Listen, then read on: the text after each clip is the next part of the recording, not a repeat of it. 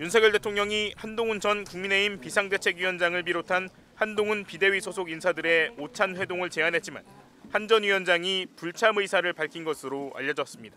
한동훈 전 위원장은 지금은 건강상 이유로 참석하기 어렵다며 정중히 거절 의사를 밝힌 것으로 전해졌습니다. 예, 저희도 어제 그러니까 당직 없는 비대위원들, 예. 그러니까 외부 비대위원들만의 방이 하나 있었거든요. 친목방, 단톡방. 네네네. 예, 예. 거기에서 어제 속보, 단독 보도가 공유되면서 다들 이거 전화 받은 사람이 있냐 이렇게 물어봤더니 아무도 없었습니다. 그러니까 한동훈 위원장을 제외하고는 저희 비대위원들 중에서 별다른 오찬과 관련해서 연락받은 사람은 없었습니다. 그런데 이렇게 아무리 지금 한 위원장이 백수 상태이지만 예, 예. 금요일 날 전화해서 월요일 오찬을 정하기로 했다는 건 조금 전 그 부분이 좀 이해가 안 되고요. 왜 이해가 안 되세요? 우리가 예. 저도 예를 들어 우리 김현정 앵커님하고 네. 식사 약속 잡은다라고 하면 네. 곧바로 이렇게 이틀 상관으로 더군다나 토일을 끼고 하진 않지 않습니까? 그래서 조금 몇 개 시간을 달라 그리고 일주일 정도 말미는 주는데 그렇게 하는 게 조금은 의아스럽습니다. 뭐 사전에 논의된 바는 없는 것 같고요.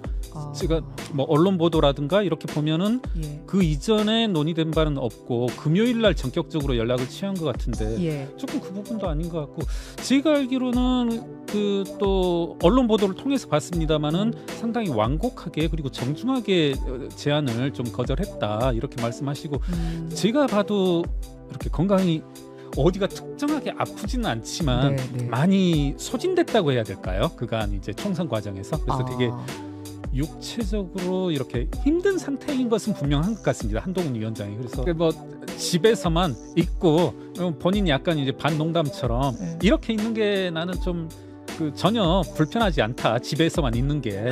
그리고 움직일 수도 없고 이때 움직일 수 없다는 건 몸도 힘들고 또 나가면 뭐 많은 사람들이 알아보고 하니까 이게 좋다 뭐 이런 말씀도 하시더라고요. 그러니까 건강 좀 잘 회복하시라. 전화 통화를 한 두세 번 한 것 같은데 네. 그럴 때마다 지금 나아지게 되는데 계속 콜록콜록 하더라고요. 아이고. 그래서 이분이 저도 이제 전화하면서 빨리 건강 회복하시라고 왈가왈부가 있더라고요. 그러니까 일각에서는 저도 이렇게 저희 비대위 방도 약간 왈가왈부가 있었는데 야 이게 일각에서는 이재명 대표도 만나는데 정작 총선 당시 가장 애썼던 한동훈 위원장을 왜 안 만나느냐 그에 대한 어떤 뭐랄까요 대처로 이렇게 갑작스럽게 일정을 잡은 게 아니냐 뭐 그런 분석도 있고 한 걸 봤는데 조금 제가 봐서도 대단히 이례적이다. 그리고 말씀하신 것처럼 직접 연락하면 되실 텐데 비서실장 원내대표 이렇게 두 다리를 건너서 하는 것도 보면은 조금은 적격적이지 않다.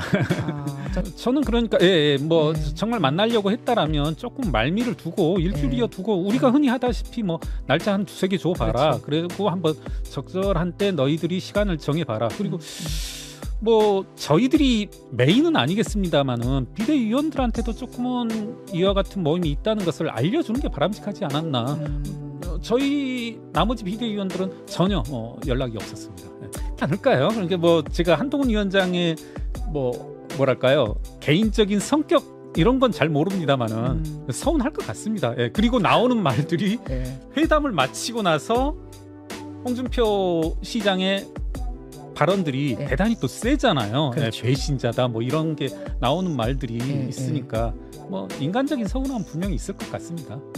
전화할 때 서운하다고도 그러셨어요? 아니, 그런 말씀은 안 하시죠. 그걸 하신 건 아니지만 생각할 때 그럴 것 같다. 예. 저라면 한 10배, 100배 더 심할 것 같은데. 그렇죠.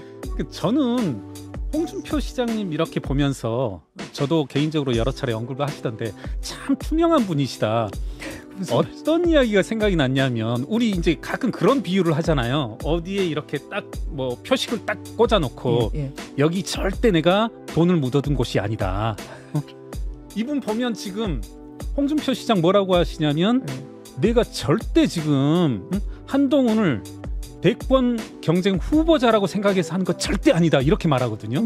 그런데 제가 본 언론을 통해서는 모두 다 뭐라고 해석하냐면 홍준표 시장을 제외하고는 다 모두 다 지금 한동훈을 대권 경쟁 후보자로 보고서 하고 있다. 견지하고 있다. 네, 그렇게 해석하거든요. 어. 지금 저는 홍준표 시장의 이 배신이라는 수사, 레토릭도 보면은 야, 이분은 정말 투명하다.